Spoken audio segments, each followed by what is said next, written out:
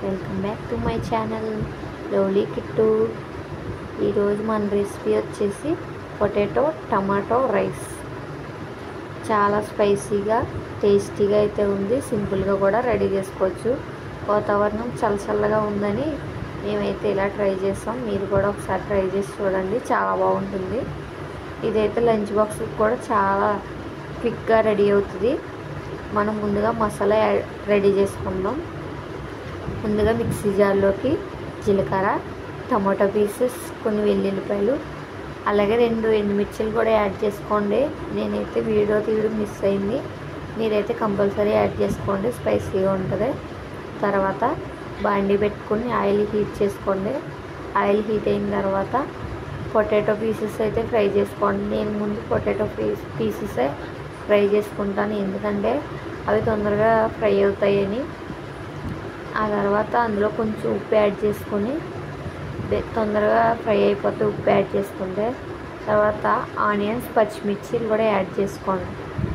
ఇవన్నీ బాగా ఫ్రై చేసుకోవాలి. ఇవి ఫ్రై అయిన తర్వాత కొంచెం కారం యాడ్ చేసుకోండి, స్పైసీగా ఉండాలి కదా, అందుకని కొంచెం కారం యాడ్ చేసుకున్నాను నేనైతే.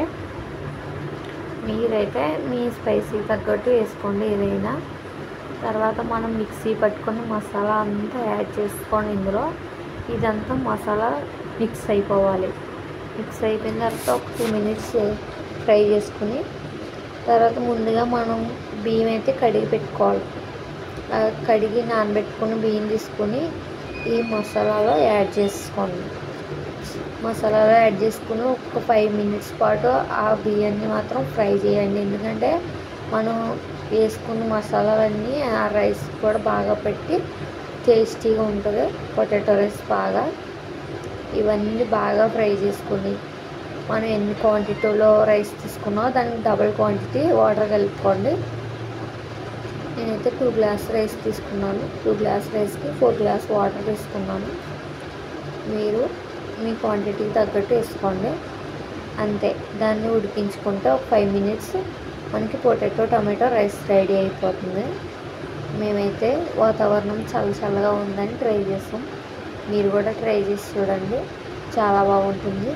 అప్పుడప్పుడు బిర్యానీలే కాకుండా ఇలాంటివి కూడా ట్రై చేసుకుంటేనే మనకి టేస్టీ వెళ్తుంటే ఏమంటారు కామెంట్ చేయండి. నెక్స్ట్ డే ఒక లైక్ షేర్ చేయండి. Please subscribe. Thank you for watching.